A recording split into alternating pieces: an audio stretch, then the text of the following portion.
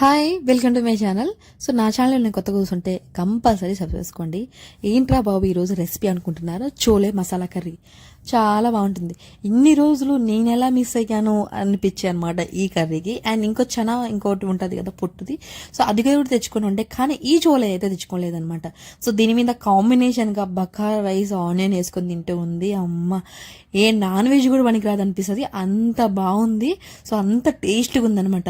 మనం చేసే gravy, so చేసే లోపల వేసే మసాలాలు వెరీ ఇంపార్టెంట్ అనుకోండి. సో మనం ప్రిపరేషన్స్ ఎంత నీట్గా ఉంటుందో సో అవుట్ ఫుడ్ కూడా అంత కరెక్ట్గా వస్తుంది అనమాట. నిజంగా తింటుండే నేనైతే 2 సార్లు ఇంకా ఎక్కువ వేసుకొని తిన్నాను అనమాట. అంత బాగుంది. సో రెసిపీలోకి వెళ్ళిపోదామా. ఫస్ట్ అయితే చోలే తెచ్చుకొని ఒక హాఫ్ అన్ అవర్ అయితే టైం ఉంటే ఒక హాఫ్ అన్ అవర్ నానబెట్టుకేసుకోండి. అప్పుడు ఇంకా తొందరగా ఉడుకుతుంది అనమాట. ఒక 2 వీల్స్ వచ్చేలాగా ఉడకబెట్టుకుంటే సరిపోతుంది. అండ్ మునిగేంత వరకు వాటర్ వేసుకోండి. అండ్ దీంట్లో ఒక స్పూన్ సాల్ట్ కూడా యాడ్ చేసుకోండి. సాల్ట్ ఎందుకు యాడ్ చేయాలంటే సో కరెక్ట్గా చోలేకి పట్టేస్తుంది. అండ్ తినేటప్పుడు కూడా అండ్ సప్పసప్పగా లేకుండా టేస్టీగా అనిపిస్తుంది అనమాట. దీంట్లో మసాలాకి కావాల్సినవి గ్రేవీకి సో అదే చూపిస్తాను. ఒక పెద్ద సైజ్ టమాటాలు, ఒక 3 ఆనియన్స్ ఎక్కువ ఉంటే బాగుంటుంది, అలానే ఎక్కువ వేసేసుకోండి. ఇది వచ్చేసి 1/2 కిలో అనమాట. పావులో ఇంకా తక్కువే అనుకోండి. అండ్ అల్లం, ఇవన్నీ కట్ చేసుకొని పెట్టుకున్నాను. ఒక్కొక్కగా మిక్సీ పట్టేసుకుందాం అన్నమాట. సో దీని మీద మేము బకారా రైస్కి కూడా కావాల్సి కానీ కొంచెం ఎక్కువనే మసాలా అనేది పట్టేసుకుంటున్నాను. అల్లం వెల్లుల్లి పేస్ట్, సో అల్లం, టమాటా అండ్ ఆనియన్స్ సపరేట్గా పట్టేసుకోండి, అప్పుడే బాగుంటుంది. సో ఇలా చూపించినట్టు అనమాట. అల్లం వెల్లుల్లి పేస్ట్ అయిపోయింది, తర్వాత ఆనియన్స్, తర్వాత టమాటోతో అలా ఫైనల్ అనమాట. సో టమాటా పట్టేటప్పుడు ఒక పచ్చిమిర్చి కూడా యాడ్ చేసేసుకోండి. సో కొంచెం స్పైసీనెస్ ఉంటుంది. అండ్ కూరలో ఆటోమేటిక్గా ఎలా వేస్తాము, కాకపోతే ఒకటి ఎక్స్ట్రా వేసుకుంటే ఇంకా బాగుంటుంది అనమాట. సో అలా మిస్ కాకుండా మీరు కూడా కంపల్సరీ వేసేసుకోండి. సో ఇక్కడైతే టమాటాలు కూడా మిక్సీ పట్టేసినాను అనమాట. సో చోలే కూడా ఉడికిందా లేదా అని అయితే చెక్ చేసుకున్నాను. పర్ఫెక్ట్గా ఉడికిందనమాట. సో మనం ఇక స్టార్ట్ చేసేద్దాం మసాలా అండ్ గ్రేవీ స్టార్ట్ చేసేస్తే తర్వాతనే చాలా చోలే వేసుకుంటాం కదా. సో అలా సో దీనికి కావాల్సింది ఏంటి, సో మాన్ని పెట్టుకొని దాంట్లో ఒక 3 టేబుల్ స్పూన్ ఆయిల్ వేసుకోండి. ఘీ కొద్దిగా వేసుకున్నా పర్లేదు, లేకుంటే వదిలేసేయండి. అండ్ ఆనియన్స్ వేసి అండ్ దీనికి హోల్ గరం మసాలా, బిర్యానీ ఆకు, దాల్చిన చెక్క, లవంగాలు, మిరియాలు, జాపత్తి ఇవన్నీ వేసుకొని ముందు ఫ్రై చేసేసుకోండి. దాని తర్వాత ఆనియన్ పేస్ట్ వేసేసుకోండి, అది కూడా మంచిగా ఫ్రై చేసేయండి. ఇంకా అల్లం వెల్లి పేస్ట్ వేసి దాని తర్వాత టమాటా కూడా వేసి ఇలా చక్కగా సో మసాలా అంతా మగ్గేలాగా చూసుకుని దాని తర్వాత సో పెరుగుని క్రీమీగా సో చేసుకొని స్పూన్తో చిలికేసి వేసుకోండి. ఎందుకంటే పైన తేలకుండా ఉంటుంది, క్రీమీగా ఉంటే దాంట్లో సరిపడా ఉప్పు, పసుపు కూడా యాడ్ చేసేసుకొని చక్కగా కలిపేసేయండి.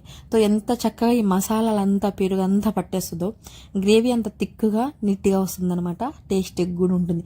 ముందు మగ్గడమే మెయిన్ ప్రాసెస్ అనమాట. దీంట్లో మీరు ఎంత తినగలుగుతారు కారం, మీ స్పైసీకి తగ్గట్టు కారం అనేది యాడ్ చేసేసుకోండి. నేను కూడా 1 టేబుల్ స్పూన్ కారం అయితే యాడ్ చేసుకున్నాను. దీంట్లోనే 1 స్పూన్ గరం మసాలా, హోల్ గరం మసాలా ఉంటుంది కదా ఇంట్లో, అది లేకుంటే చికెన్ మసాలా అయినా యాడ్ చేసుకోవచ్చు. అది కూడా లేకుంటే వదిలేయడమే, ఎందుకంటే అల్లం వెల్లుల్లి పేస్ట్ కొద్దిగా ఎక్కువ వేసుకుంటే సరిపోతుంది అనమాట.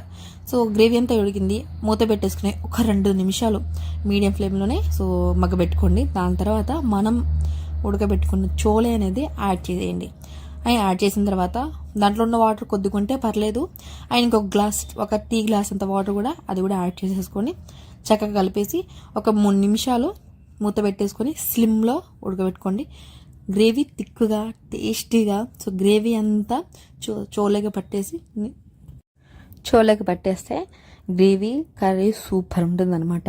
సో చెప్పాను కదా, ఒక టీ గ్లాస్ వాటర్ అయితే యాడ్ చేసుకుంటే సరిపోతుంది అనమాట. మనకు గ్రేవీ ఎలా కావాలంటే అలానే అనమాట. థిక్గా ఉంటేనే సో పూరి పులక అన్నిటికీ చాలా పర్ఫెక్ట్గా ఉంటుంది. సో కొంచెం లూజ్ అయినా గ్రేవీ బాగోదు అనమాట, అలానే కొంచెం మందంగా ఉన్నా బాగోదు. మీడియంగా ఉండాలి గ్రేవీ, అప్పుడే టేస్ట్ కూడా చాలా బాగుంటుంది. కొంతమంది గ్రేవీ ఎక్కువ తినే వాళ్ళు ఉంటారు, అలా నేను కాదనట్లేదు. కొంచెం టమాటా, ఆనియన్స్ కొద్దిగా ఎక్కువ వేసుకుంటే సరిపోతుంది అనమాట. అది వేయలేకపోయారనుకో కర్డ్ వేసుకోండి, ఇంకా బాగుంటుంది. కూరని మధ్యలో కలుపుకుంటా సో మగ్గించుకుంటా ఉండండి, ఎందుకంటే అడుగు అంటకుండా సో చక్కగా ఉంటుంది. నేనంతా ఇండక్షన్ స్టవ్ మీద చేశాను, ఎందుకంటే నాకు వెంటిలేషన్ ఇంపార్టెంట్ అనమాట. సో అందుకని ఇండక్షన్ మీద సో పర్ఫెక్ట్గా మీకు వస్తే సో వండుకోండి, లేకుంటే సో గ్యాస్ పిందే వండుకుందనమాట. సో ఇక్కడైతే సో కొత్తిమీర కూడా సన్నగా కట్ చేసుకొని అది కూడా యాడ్ చేశాను. ఇంకోటి చాలా ఫన్ ఇది ఒకటి ఉంటుంది. అండ్ నేను ఏ కర్రీ చేసినా సో మా వాడు టేస్ట్ చూడడానికి ముందే ఉంటాడు అనమాట. సో ఇలా నేను చేస్తా ఉంటే గ్రేవీ కోసం వచ్చిండు. సో చిన్న బౌల్లో వేసి ఇచ్చాను. సో అక్కడే కొంచెం నాకుతా ఉన్నాడు. అంటే టేస్టీగా ఉంటేనే పిల్లలు తింటారు, లేకుంటే తినరు అనమాట. మావాడైతే అంతే. సో తనకి నచ్చితే వచ్చి తింటాడు, లేకుంటే వదిలేస్తాడు అనమాట, తినడిగా. సో గ్రేవీ సో మధ్య మధ్యలో కలుపుకుంటా సో కలిపేసుకుంటా ఉండండి, ఎందుకంటే మందం అవ్వకుండా అండ్ కలుపుతూ ఉంటే కింద అడుగు మాడకుండా సో ఉంటుందన్నమాట.